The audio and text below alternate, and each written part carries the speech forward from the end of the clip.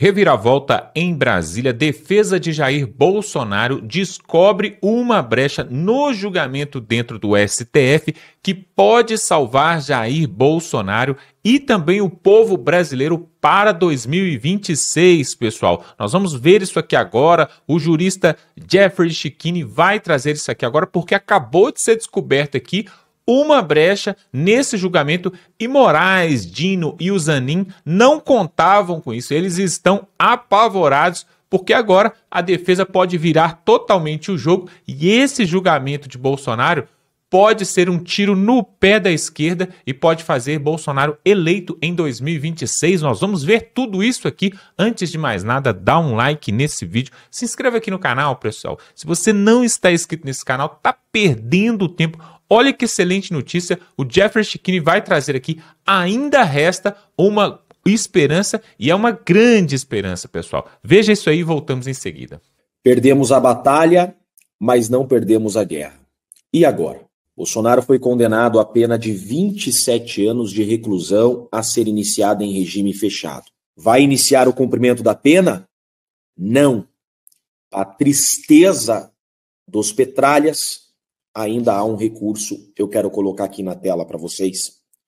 O que diz o regimento interno do STF? Vou colocar aqui para vocês, artigo 333 do regimento interno do STF.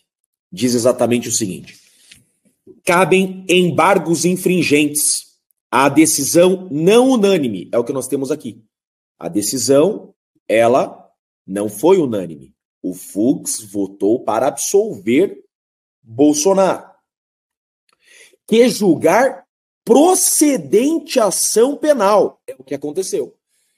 Tivemos aqui uma decisão não unânime que julgou procedente a ação penal. O que significa, gente, isso daqui? Significa que agora a defesa do Bolsonaro poderá fazer um recurso, esse que nós colocamos aqui, chamado de embargos infringentes.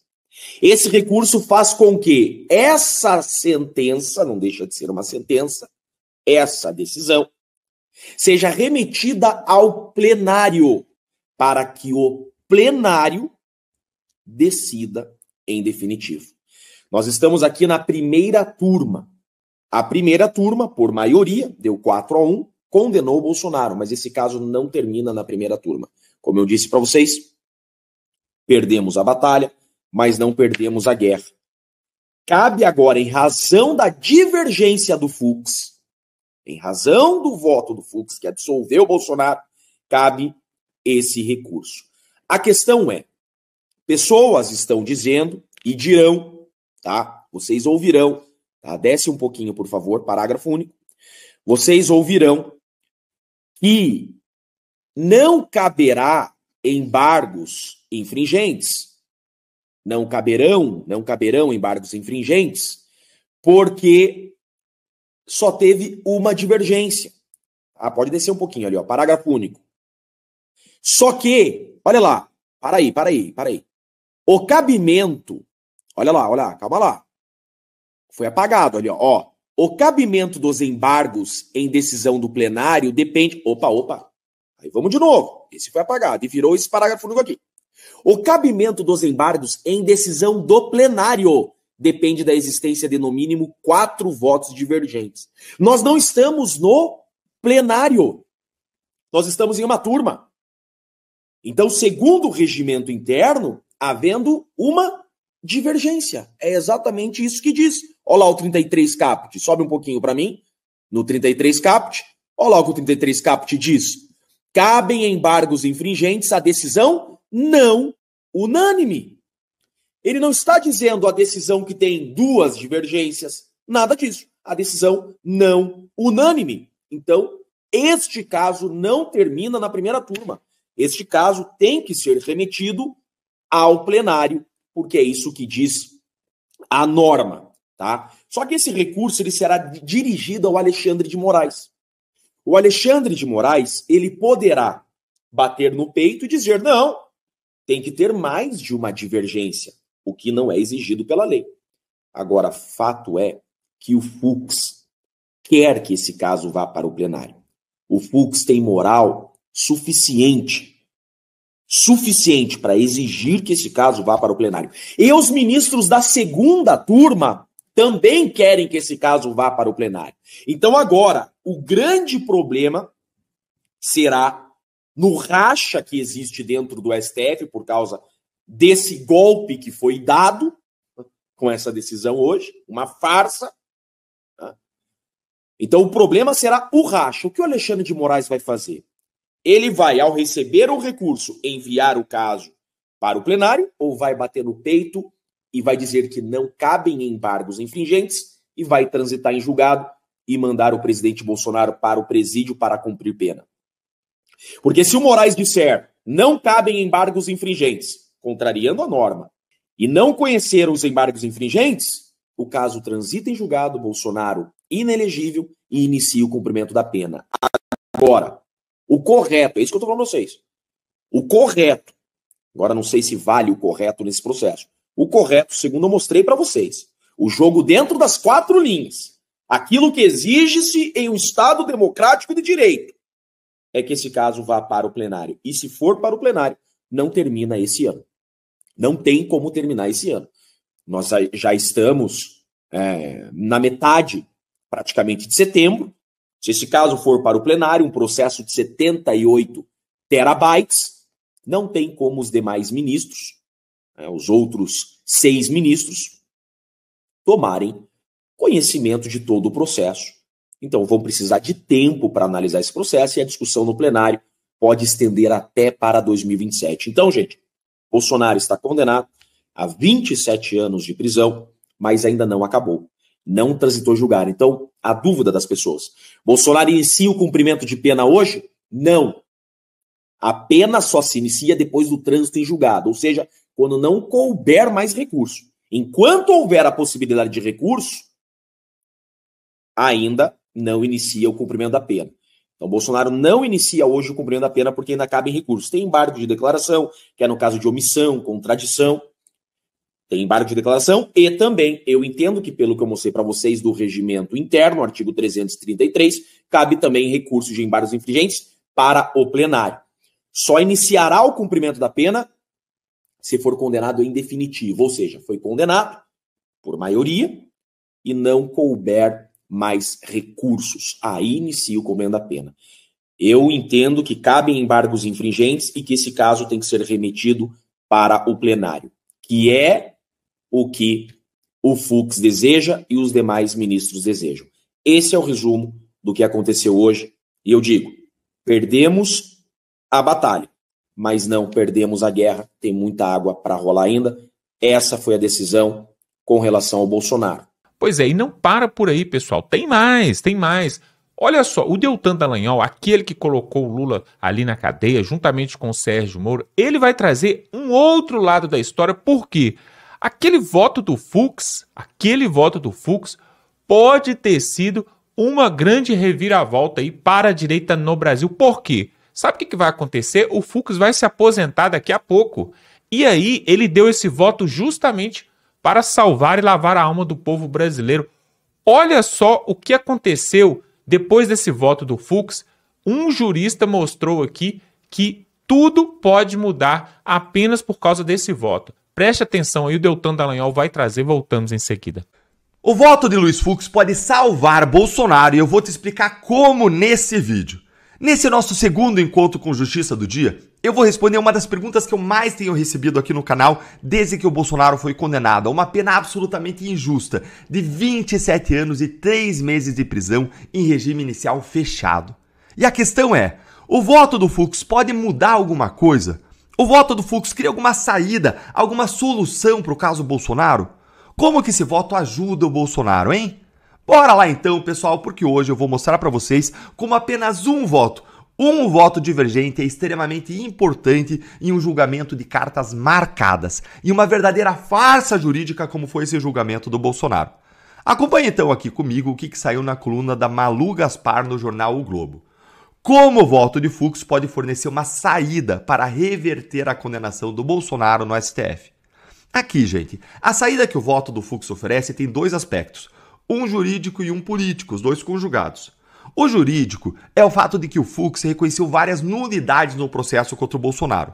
Pensa aqui comigo o seguinte, é como se um processo ou julgamento ele fosse uma construção com um pilar, uma viga e uma coluna de sustentação central, tá? Um pilar, uma viga central. E essa viga central se chama validade do processo. Quando essa validade é atingida, ou seja, quando o processo é nulo, cai essa viga e cai todo o processo, tudo vai por água abaixo, tudo derrete, tudo é destruído, não fica pedra sobre pedra. E o Fux apontou 3 nulidades, cada uma delas já suficiente para desabar esse pilar e desabar todo o processo.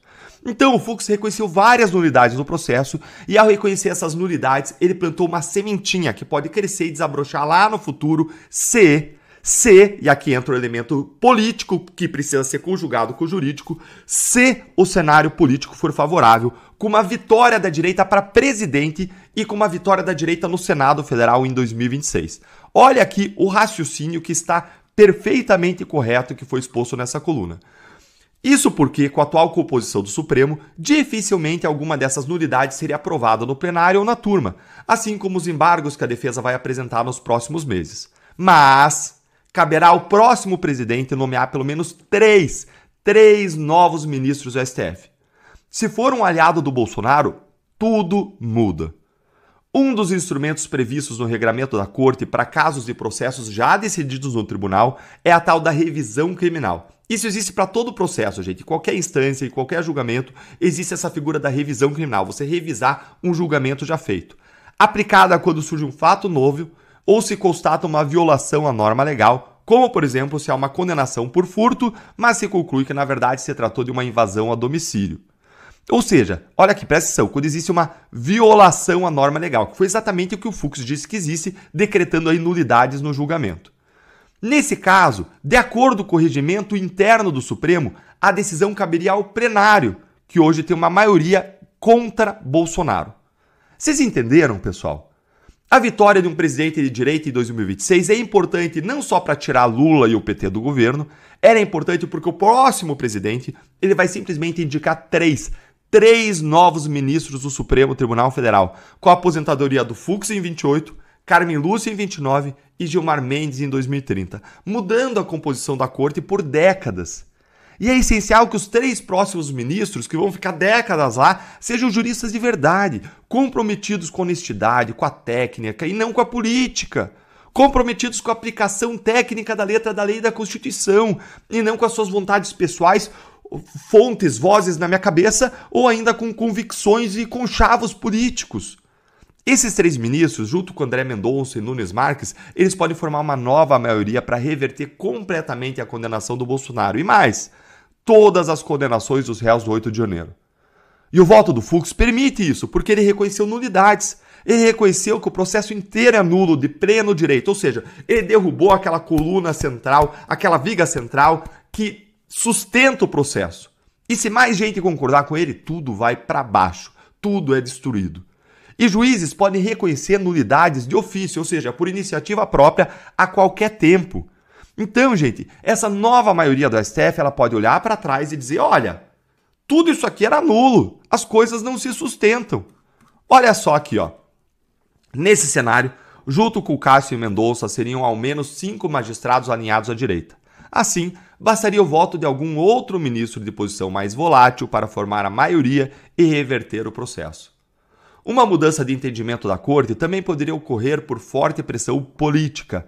Se o PL ou a direita conseguirem a maioria das vagas em disputa no Senado no ano que vem, o impeachment, hoje impossível, passa a ser uma alternativa viável. Ou seja, a gente assim esperança. E a gente nem precisa esperar até 2030 para essa nova composição do Supremo acontecer. A gente pode ter uma mudança já em 2027 se a gente tiver a maioria do Senado que avance o impeachment constitucional de ministro do Supremo. Porque só isso pode fazer com que os ventos da política, os ventos de Brasília mudem no tribunal e conduzam as naus aí em novas direções. A Malu Gaspar, ela foi certeira aqui nesse ponto aqui, ó.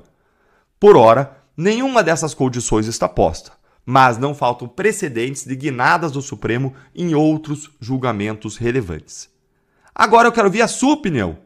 Você acha possível a anulação da condenação do Bolsonaro no futuro?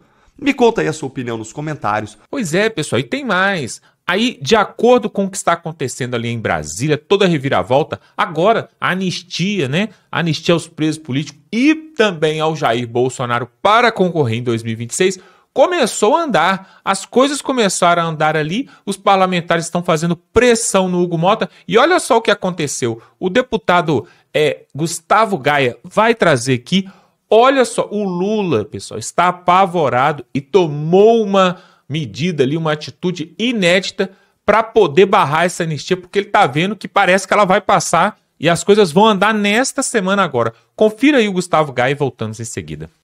Eles sabem que essa semana a gente vai chegar na voadeira. Sim, nós vamos chegar pegando pesado pela anistia. Nós já temos a maioria dos votos. O Hugo Mota já falou que quer pautar a anistia e não tem como fugir mais. Depois dessa condenação do Bolsonaro, a percepção do povo brasileiro é que isso é simplesmente a maior injustiça já feita. Então nós vamos sim avançar com a anistia. O governo ficou com medo. O governo ficou com medo e decidiu reagir. E ele vai reagir, obviamente, como sempre, tentando comprar pessoas e ameaçando outras. Eu vou te explicar. Hoje você vai entender claramente por que eu tomei uma decisão que, na época que eu tomei minha equipe, quem anda comigo pensava assim, cara, você vai acabar isso, você está acabando com a sua carreira política. Se você fizer isso, você nunca mais vai ser reeleito. Não faça isso. Mas eu não conseguia continuar fazendo. Eu tive que parar. Eu sou o único deputado no Brasil hoje que não usa emenda. Eu teria direito a usar, acho que 40, 50 milhões por ano, distribuir dinheiro, pagar de Papai Noel com o seu dinheiro, tá? O seu dinheiro que é arrancado de você através de impostos e tributos, num país que tem o maior imposto do mundo. Eu poderia pegar esse dinheiro e sair por aí, distribuindo dinheiro aí no estado de Goiás para comprar voto, para fazer o que eu quisesse. Eu decidi não encostar nesse dinheiro. Sabe por quê? Porque eu tomei um nojo desse dinheiro tão grande. Esse aqui, ó, olha isso aqui. Governo Lula faz ofensiva contra a anistia e paga 3,2 bilhões em emendas. Olha o que ele vai fazer. Ele vai usar mais uma vez emenda para comprar deputado e senador. Como? O deputado destinar emenda, mas fica travado. Ele vai e libera, e a emenda desse deputado vai lá naquele vereador, naquele prefeito, ou para aquela entidade que ele quer, e aí o vereador usa aí, o deputado vai usar isso, obviamente, para ter voto e tal.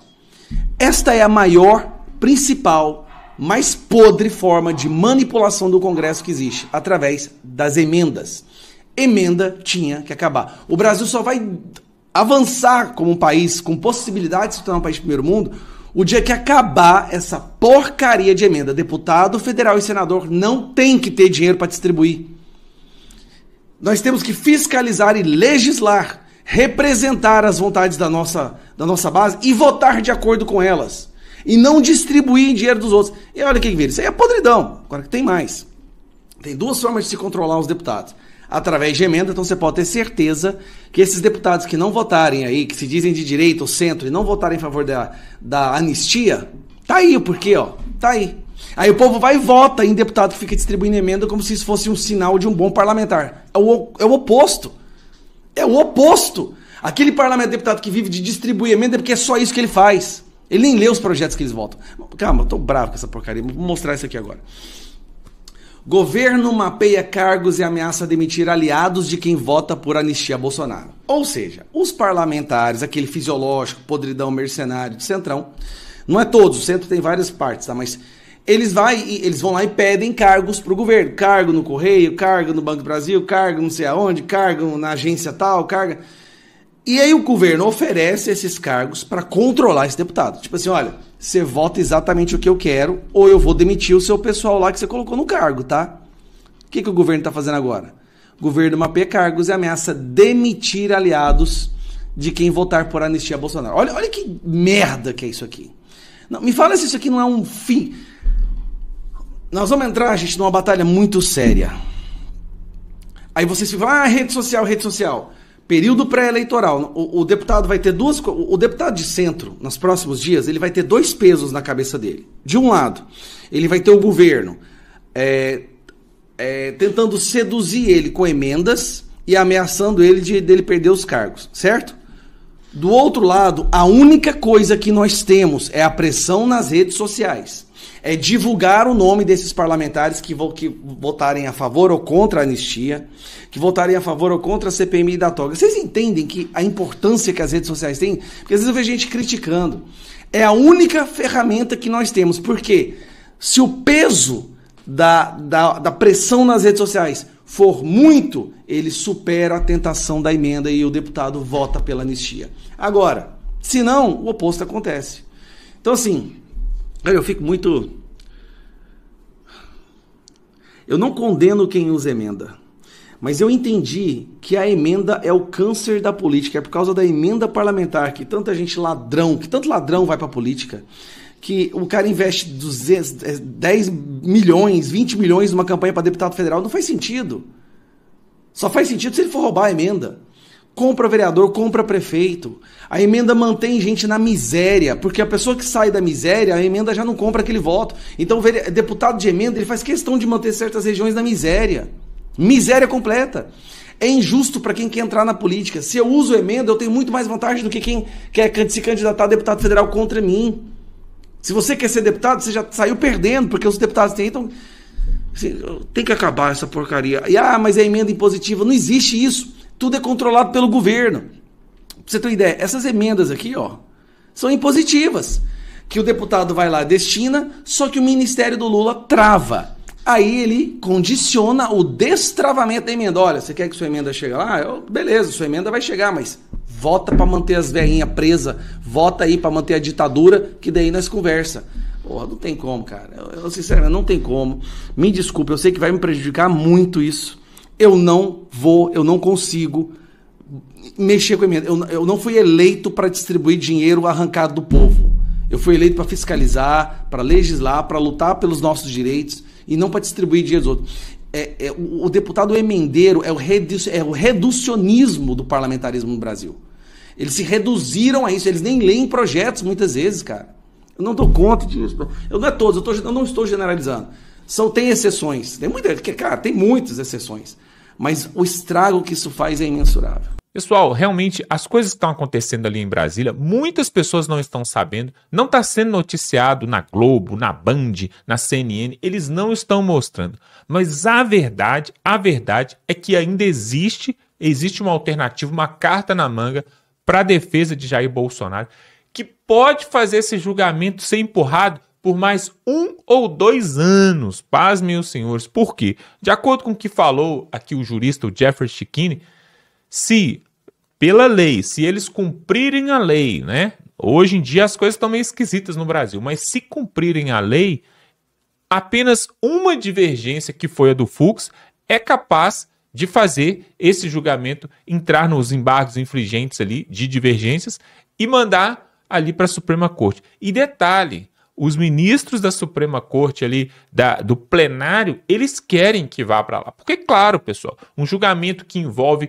toda a nação brasileira, você acha que eles vão querer ficar de fora? Eles gostam de aparecer. Os outros ministros que não fazem parte dessa primeira turma, eles estão se sentindo excluídos. Poxa, a gente queria também falar durante 11 horas seguidas e o Brasil inteiro assistir. Então eles estão fazendo de tudo para o julgamento ir para o plenário. E aí o que acontece, pessoal? O Jeffrey Schickini colocou isso aqui. Um julgamento no andamento normal indo para o plenário vai durar mais de 1 ano esse julgamento. Ou seja, se você ainda não observou, nós estamos falando desse julgamento ir lá para 2027 talvez. Ele atravessa o ano de 2026 todo e vai lá para 2027. Aí o pleito eleitoral já aconteceu. E sendo assim, o Bolsonaro poderia participar das eleições de 2026. Ou seja, é uma outra alternativa. A primeira alternativa seria, então, ser julgado esse embargo infringente aí de forma acelerada e o julgamento ser anulado. Essa seria uma alternativa. A segunda alternativa seria esse julgamento se estender, porque aí o Cássio Nunes pede vista do processo, fica 3 meses com o processo, aí o André Mendonça também pede vista, aí não sei quem, e a coisa vai enrolando, e vai lá para 2027. Aí o Bolsonaro pode participar das eleições em 26, e se ele for eleito, ele tem foro privilegiado. Aí muda tudo, aí vira uma salada. E aí existe a terceira alternativa para salvar aí tanto o Bolsonaro quanto o povo brasileiro, que seria o quê? A anistia no Congresso Nacional. Se essa anistia passa, pessoal, aí muda tudo. O Lula está fazendo essa pressão, essa chantagem aí, segurando as emendas, né? O dinheiro aí que os deputados e os senadores mandam para os seus estados. O Lula está falando, ó, se votar contra a anistia, a favor da anistia lá no Congresso, eu não libero as emendas, né? Uma pouca vergonha. Aí agora virou aquela queda de braço entre o Executivo e o Congresso. Será que o pessoal ali da Câmara dos Deputados e também os senadores vão aceitar mais uma vez essa chantagem? Ora a chantagem vem do STF, ora vem do Executivo. Pois é, pessoal, esse é o Brasil que nós vivemos, onde temos um judiciário que, de acordo com o órgão internacional citado pelo ministro Fux, é o judiciário mais parcial do mundo, só perdendo para a Venezuela. Foi o que citou o Fux durante o seu voto. Ele falou, né? Tá aí, por exemplo, você jogar no Google aí, e você pesquisar parcialidade do Supremo Tribunal. Você vai ver, tem um ranking de 142 países. O Brasil está em último e a Venezuela vem em penúltimo. Uma grande vergonha. Vamos ficando por aqui. Se você gosta desse tipo de conteúdo, te convido para se inscrever. Por que é muito importante se inscrever, pessoal? Porque nós estamos numa luta, numa batalha aqui, nós precisamos de reforço e você vai vir reforçar esse time. É gratuito, não paga nada e você vai estar ajudando o Brasil. Já que hoje a gente não pode encher Brasília, colocar lá 1 milhão de pessoas lá para poder falar o que a gente pensa, então aqui pelas redes sociais nós podemos fazer isso. Nos ajude aqui, pessoal. Se inscreva, porque aí nós vamos chegar a mais pessoas e a nossa voz vai chegar a mais pessoas e aí todos vão saber da verdade. Pessoal, o jogo não está perdido não. Não é tempo de jogar toalha. Vamos continuar. Dá um like nesse vídeo e estamos juntos.